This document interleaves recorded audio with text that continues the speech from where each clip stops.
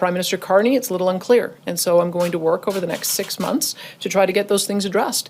Because if it is the case that there's a consensus now about getting our energy to market, getting our resources to market, finding new markets, these are kind of the baseline to reset the relationship with Alberta.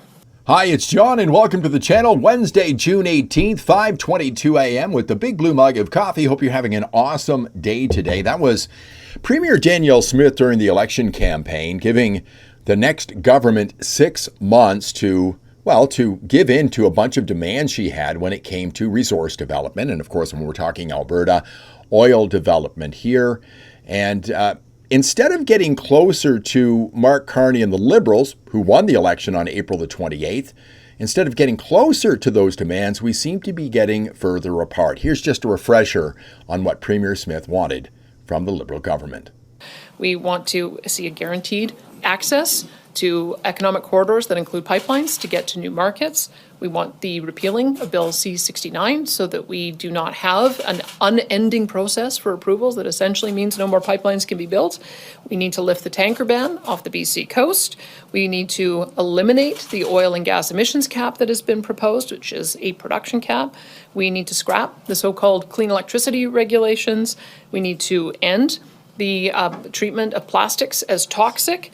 We need to abandon the net zero car mandate. We need to return oversight of the industrial carbon tax fully to provincial jurisdiction. And we need to halt the federal censorship of energy companies. I mean, this is all very reasonable. As far as I know, none of those demands have been met. Carney is getting further and further away from meeting those demands. He's providing more excuses, I call them outs, to not build pipelines in this country. You'd think it would be an easy answer for Carney to come up with, yeah, we're going to build pipelines. But as you know, during the election campaign, he said he wouldn't get rid of the thing that's in the way, and that's Bill C-69. Can you make a commitment to Canadians and to Albertans that you will fight to get pipelines built? Yeah. Do you plan to repeal Bill C-69? We do not plan to repeal Bill C-69. So there's that Bill C-69, which is the law here in Canada. Now, my question to you is, if the government says we're going to build a pipeline, but there's a law that says you can't build a pipeline, can you build a pipeline? Now, just for fun, I went online to find Bill C-69, and here is the document. This is royal assent of the bill, which goes back to June 21st, 2019. And I opened it up, and this is how ridiculous government is. And I scrolled through this really fast. Look how long this goes on. And I may run out of time in this video before I'm at the end of this document. But we have this Bill C-69, which is in the way. But I'm wondering if that's even a problem now, because Carney keeps piling on top of ways he can avoid building pipelines. We've talked about the Aboriginal veto. Here's the latest story right here. This is from the Canadian Broadcorp in castration. Canada's rush for new resource projects can't happen without First Nation support. Here's a story from just, yesterday? Smith ally Premier Scott Moe says he won't kiss Quebec's butt for a pipeline. So you've got the veto for the provinces. And then you've got the latest veto, which I talked about yesterday and more people are talking about online right now. I noticed that Moose on the Loose put a video up early this morning regarding this one, which is a real big one, is the government veto of pipelines. This article right here. Jamie Sarkanak, Mark Carney is demanding power to suspend all federal laws. What will he use it for? They're basically going to be able to say no to any project that they don't deem in the public interest of Canada. Now, if you're somebody who thinks the Conservatives should not support allowing the Liberals to have this unprecedented power, you need to write a letter to your MP. I said yesterday I would do that. Here's what I wrote to my MP here in Calgary Shepherd, Tom Kimiak. Mr. Kimiak, I hope all is well and you are enjoying the fine weather as we approach summer. I'm writing to express my concern for Bill C-5, which is expected to get rammed through Parliament before Canada Day.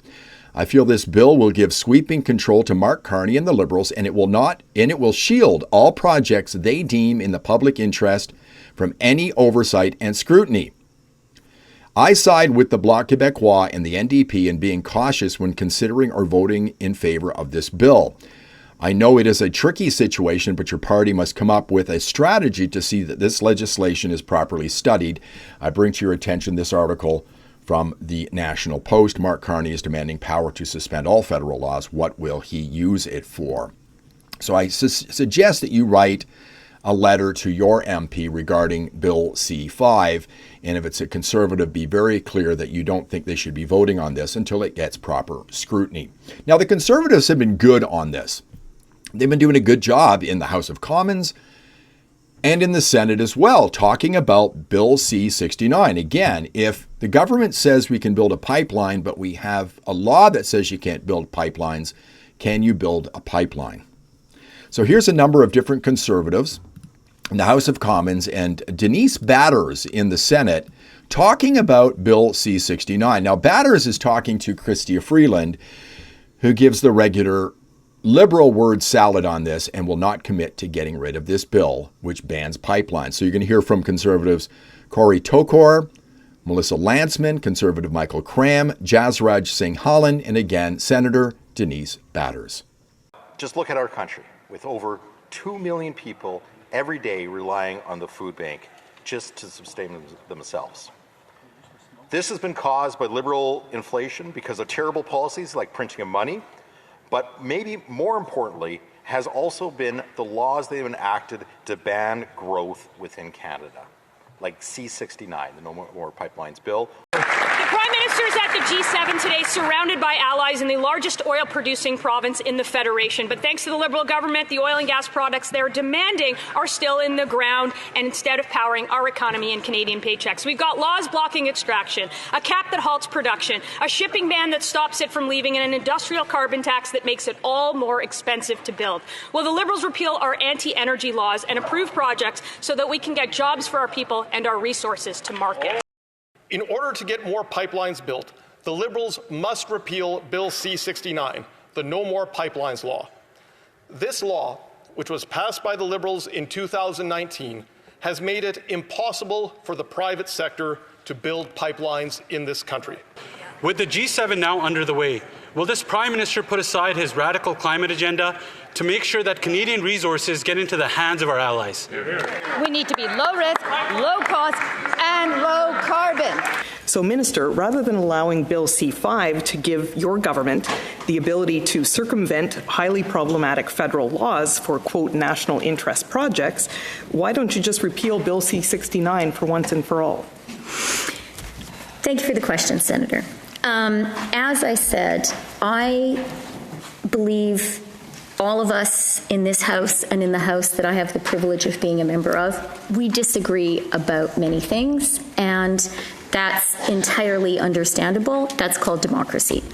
I think this legislation is one piece of legislation every single member of this House can agree on. I just voted in the House of Commons together with Conservative MPs on closure on this legislation. That says to me that my Conservative colleagues across the aisle in the House where I sit recognize that this is a critical moment in Canada.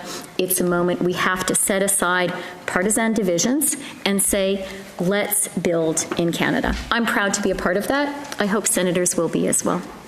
We know why this is happening. We've known since Mark Carney got into the race to be the leader of the Liberal Party. We know all the way through the campaign why this is happening. People who voted for Mark Carney didn't seem to think it was really important. I think that the Liberals may throw some crumbs to Alberta and Saskatchewan when it comes to resource development, but not anywhere near the scale we need to satisfy our provinces. But Carney is who he is. It's been said here before.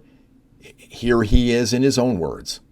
Maybe as much as half of oil reserves, proven reserves, need to stay in the ground if we're going to get to where we are. We can't meet our ultimate objectives, which is to get to net zero emissions. We can't get there unless we do not just have a cap on emissions, but those emissions are brought effectively to zero. The stranded asset problem in the energy sector is going to crystallize sooner than people think.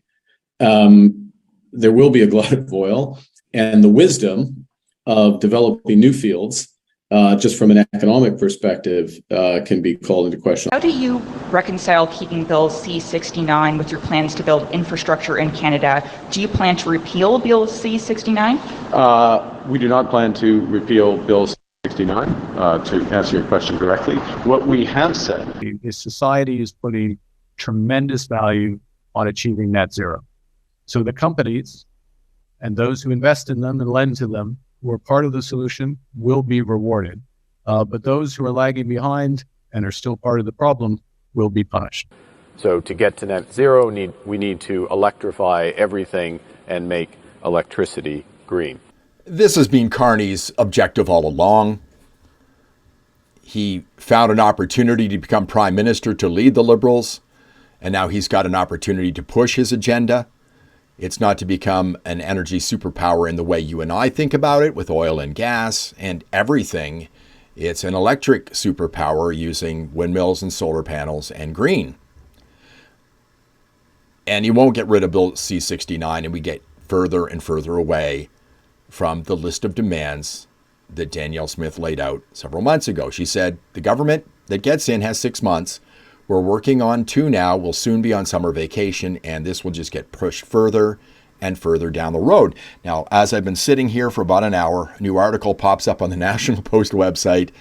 Here it is. Josh DeHaas, hey, Carney, repealing bad laws is better than exempting favored companies. C5 is a case of governments picking winners and losers rather than creating the conditions that will allow the best proposal to succeed. Amen. You know, we had a guy who said he would have repealed Bill C-69, and we wouldn't even be discussing this at this point after the election. And you know who that is. I appreciate you being here. What do you think? Let me know in the comments. Give me a thumbs up if you like the video. Subscribe to the channel.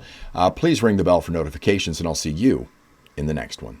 Common sense conservatives will repeal the unconstitutional C-69 that blocks development.